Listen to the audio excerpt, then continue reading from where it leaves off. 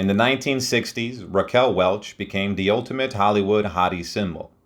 She shot to fame with movies like 1 Million, Before Christ, and Fathom, a British spy comedy. She broke away from the stereotype of blonde bombshells like Marilyn Monroe and Jane Mansfield that had dominated the 1950s.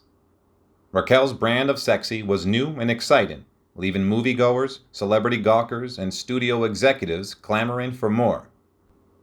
Despite her image, Raquel never bought into the hottie symbol idea.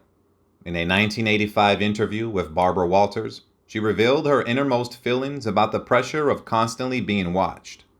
While she acknowledged the frustration that came with the attention, Raquel never believed that Hollywood left her with no choice in how she was presented to the world. Raquel had her fair share of struggles, particularly in not being able to fully utilize her image in acting roles. Jo Raquel Tejada was born in Chicago on September 5, 1940. When she was just 2 years old, her family moved to San Diego. From an early age, Raquel developed a strong desire to perform. Her first passion was ballet, and she studied it for 10 years, from the age of 7 to 17. However, her instructor informed her that she didn't have the right figure to succeed in ballet, crushing her dreams. Undeterred, Raquel decided to make the most of the figure she did have. At the age of 14, she entered beauty contests and won the titles of Miss Photogenic and Miss Contour. Her success continued in high school, where she was crowned Miss La Jala. Her crowning moment came at the San Diego County Fair, where she was named the fairest of the fair and became Miss San Diego. At the age of 16, Raquel Tejada received her first taste of media attention. The Los Angeles Times reported on February 16, 1957, that she had been chosen as the Queen of the Pacific Coast Midwinter Glider Soaring Championships. Raquel had gone up in a sailplane for the first time during the club's annual press day. This was just one of several victories for Raquel in beauty competitions. A month earlier, she had won the title of Miss Surf Queen at the San Diego Speedboat Club.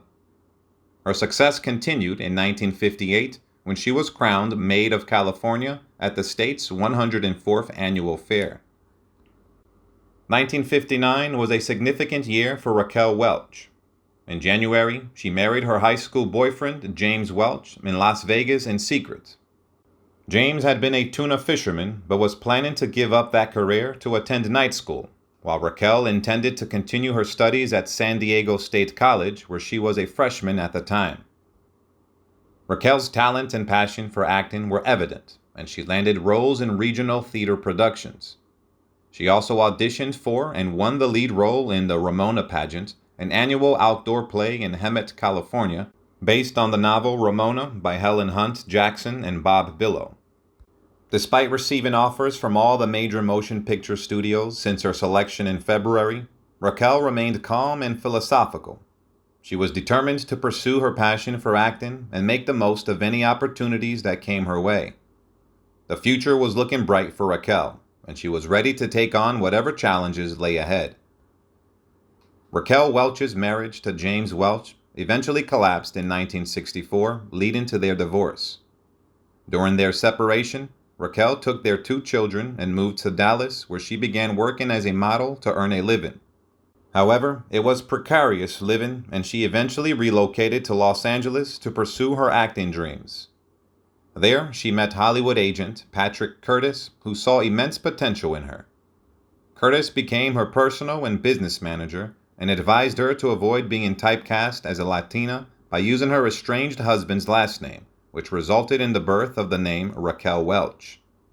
Her career started taking off as she landed a role as a girl in the New Year's Eve episode of The Red Skelton Hour on December 28, 1963, and had a part on The Danny Kaye Show.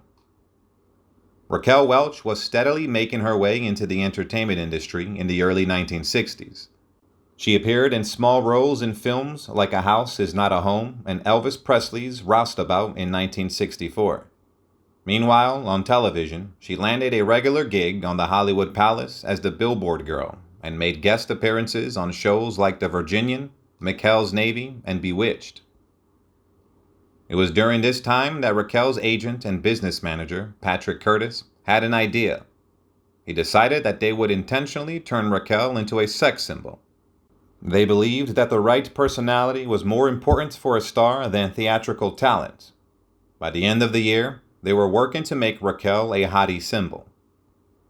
Raquel was on board with this plan and expressed her belief that it was a girl's duty to surround herself with experts and let them open doors. But she also knew that once those doors were open, she needed to be able to deliver and not just stand there looking pretty. In 1965, 20th Century Fox announced Raquel Welch as one of the stars of Fantastic Voyage. The movie was about a group of people shrunk to a microscopic size in a vessel that enters the human body to save someone's life. Raquel was thrilled with the role, but she wasn't shy about expressing her ambition to become a movie mogul someday and call the shots.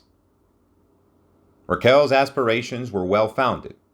Fantastic Voyage 1966 was a huge hit, followed by 3 movies she shot while the extensive visual effects were completed on that film. Although those films didn't achieve the same level of success, she still grabbed an immense amount of attention for her role in that same year's prehistoric drama, 1 Million Years BC. The plot of the film was unremarkable, but nobody seems to care. All anyone talked about was Raquel in her iconic fur-lined bikini. Raquel Welch was given the chance to showcase her comedic, musical, and dancing talents in a pair of television specials in 1970 and 1971. Raquel and Really Raquel brought her together with people like Tom Jones and Bob Hope. The latter was an adaptation of a nightclub act that Raquel had put together, and the only guest stars were the Muppets. In 1972, things took a significant turn with Kansas City Bomber. The movie takes an inside look at roller games with Raquel playing one of the participants, Casey Carr. Raquel genuinely liked this film and said, quote, "The motivation of the character I play is simply to make a buck in life and to attain a sense of identity. There's a futility in what she does. The shape of the track is her life, round and round, going nowhere. But the pros, the real skaters who worked with me, they were terrific." Raquel's success in the movie industry continued with her appearance in The Three Musketeers and several other films. However, trouble arose during the filming of Cannery Row when she was let go after just 2 weeks of filming. This incident led to a lawsuit, which she eventually won, receiving $10.8 million in damages. Unfortunately, the outcome also resulted in her being blacklisted and unable to find work. Despite this setback, Raquel remained determined and decided to try her hand at Broadway, taking over Lauren Bacall's role in Woman of the Year to much acclaim. Like many actresses during this time, she turned to television movies, offered more complex characters, and allowed her to deliver powerful performances in films like The Legend of Walks Far From Women and Right to Die. She went on to appear in 8 more television movies, along with guest appearances on various shows, including a 2017 episode of Date My Dad. While Raquel's big screen roles in the 1990s and 2000s were few and far between, she did appear in a few movies during that time. Her most recent film role was in 2017's How to Be a Latin Lover. Throughout her life, Raquel Welch has had many successes and faced many challenges.